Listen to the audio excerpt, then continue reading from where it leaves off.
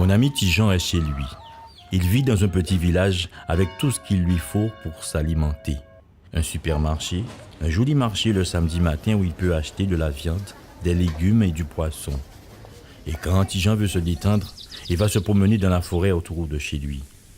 En plus, la mer est juste derrière sa maison et il y fait toujours beau temps. C'est ça l'environnement de vie de Tijan. Tijan est en constante interaction avec son environnement. Il parle avec les gens, il achète à manger, il fait du jardinage, il va à la pêche et bien d'autres encore. Tijan se rappelle toujours des paroles de sa grand-mère. Ta santé est toujours liée à la santé de ton environnement. Alors, qu'est-ce que tout cela signifie? Ouvrez bien grand les yeux et les oreilles et écoutez. Depuis l'enfance jusqu'à la vieillesse, la vie est un chemin sinueux. Sur cette route, de nombreux facteurs ont un impact sur notre santé. L'alimentation, la pollution, les drogues, le stress, l'activité physique. L'apparition d'une maladie peut avoir plusieurs causes. Revenons à mon ami Tijan. Dès qu'il se situe dans la zone verte, il est en bonne santé. Mais dès qu'il franchit la ligne rouge, il tombe malade. Il y a plusieurs raisons qui font que l'on peut tomber malade.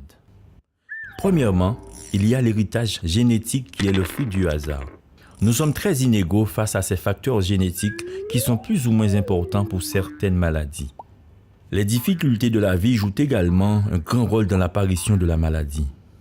On sait aujourd'hui que le stress augmente le risque des problèmes cardiovasculaires, mais aussi qu'il joue un rôle dans l'apparition de cancers et d'autres maladies.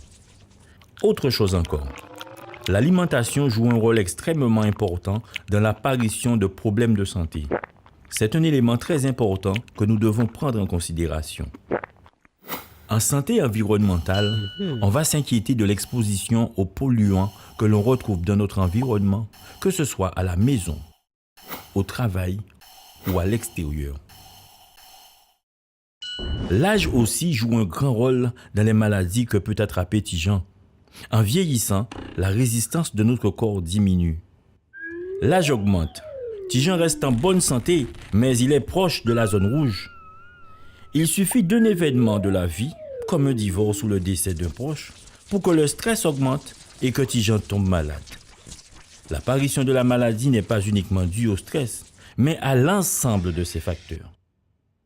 Il est donc important de réduire les facteurs de risque sur lesquels on peut agir. Bien sûr, on ne peut pas agir sur l'âge ou les facteurs génétiques.